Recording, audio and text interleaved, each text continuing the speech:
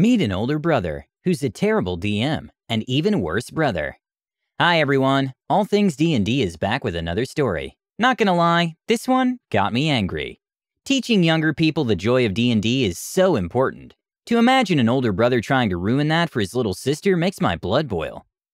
This story happened approximately 12ish years ago, when I was 10 or 11 years old, and a completely starry-eyed newbie at D&D.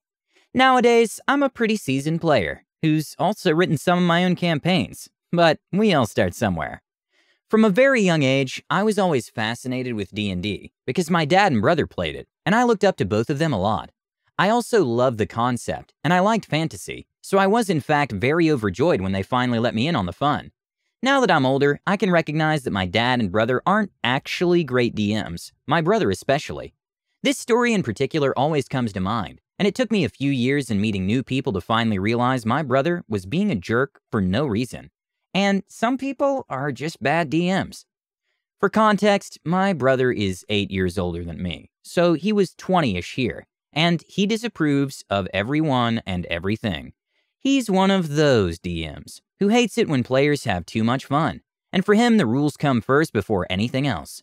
He's also super high and mighty about the different editions, and swears by 3.5, and openly says that people who play 5e are mentally deficient.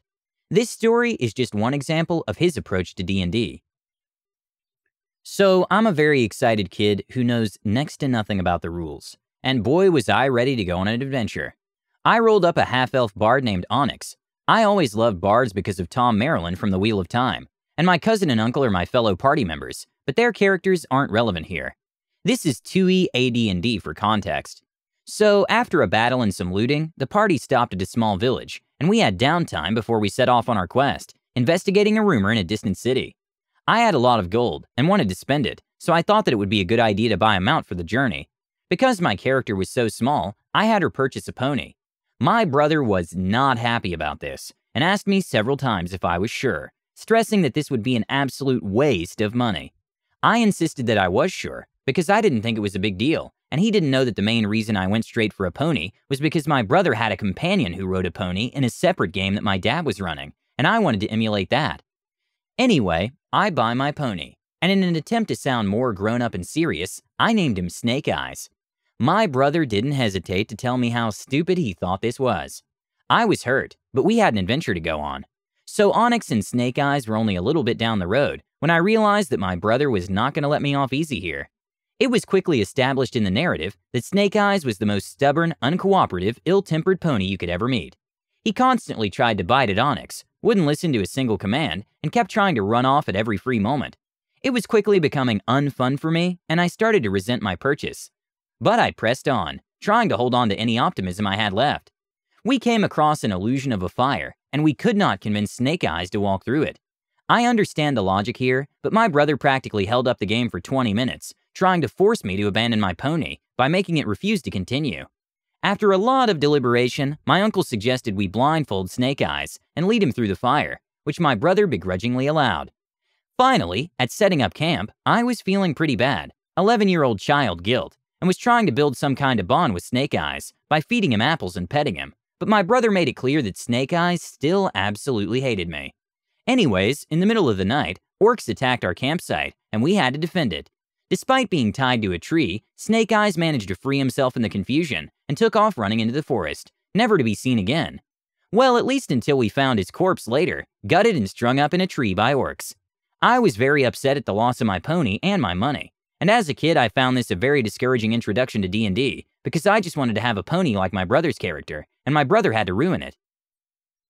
After the session, I confronted my brother, and asked why he had to be such a jerk about my pony, and why he had to make it uncooperative and desperate to run away, and he just shrugged and said, "It's your fault, you should have bought a war pony. They listen better." Rip Snake Eyes, you're still missed. But this was just the tip of the iceberg.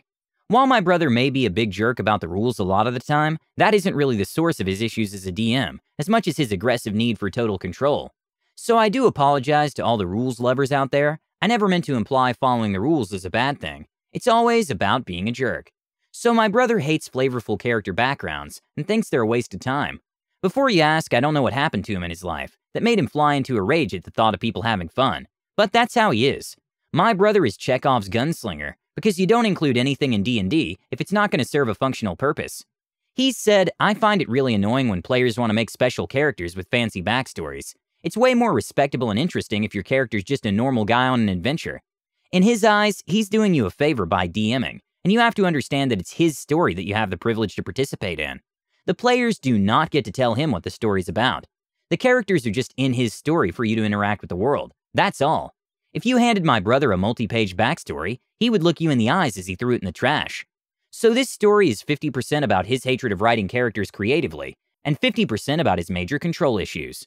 So, on to the story. This takes place about a year or two after Snake Eyes the pony was laid to rest, so I was about 13 years old. My brother, 22-ish, was home visiting from college, and I asked him to play D&D, since my dad was only DMing for me once a year. My brother said sure, and I was so happy to play that I didn't consider that of course there was going to be a catch. I called my cousin and step-uncle, different uncle from the first story, to come over and play D&D.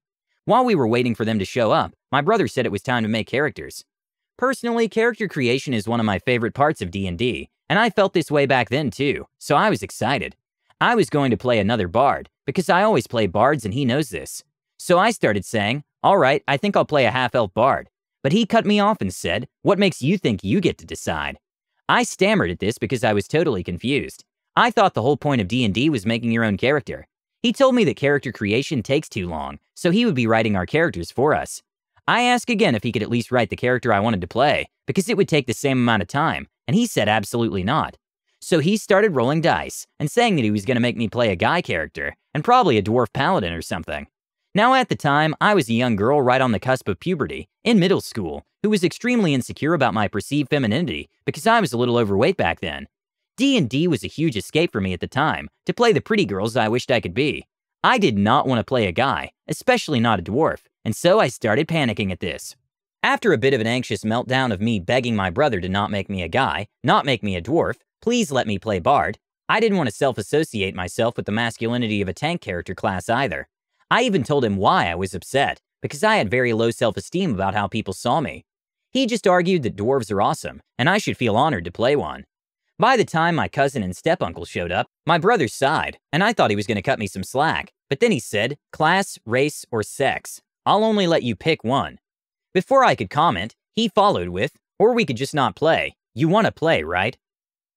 Understanding my power in this situation, and not wanting to make a scene in front of my cousin and step-uncle, I told my brother that I at least wanted to be a girl, because that was probably the most important to me, and I knew he'd make me play a guy if I didn't pick it.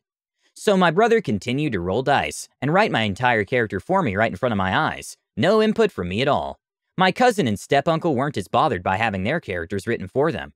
So it was time to start the game, and my brother distributed our character sheets, and described our characters and their backgrounds to us. No surprise here, my brother handed me a dwarf fighter, but he did me a favor because at least she was a girl, and he didn't waste time to describe the impressively thick beard she had. I was holding back tears. But what really did it for me was when he turned to my step-uncle and said, so you're playing a half-elf bard. I almost had a breakdown at this, and looking back, I should have left right then and there. But I was still an insecure 13-year-old girl, who was so D&D starved that I was desperate to just play, even if it meant I had to put up with playing a buff and ugly dwarf woman, while my step-uncle across the table got to play the character of my dreams. I don't know how I managed to do it without bursting into tears. What a horrible DM, and an even worse brother. Seriously, this one hurt my heart. To bully a little girl and potentially ruin D&D for her forever? Please let us know what you think and comment below. Don't forget to subscribe to our channel, All Things D&D. Our next video will be posted in 3 days, so stay tuned for more amazing Dungeons & Dragons content.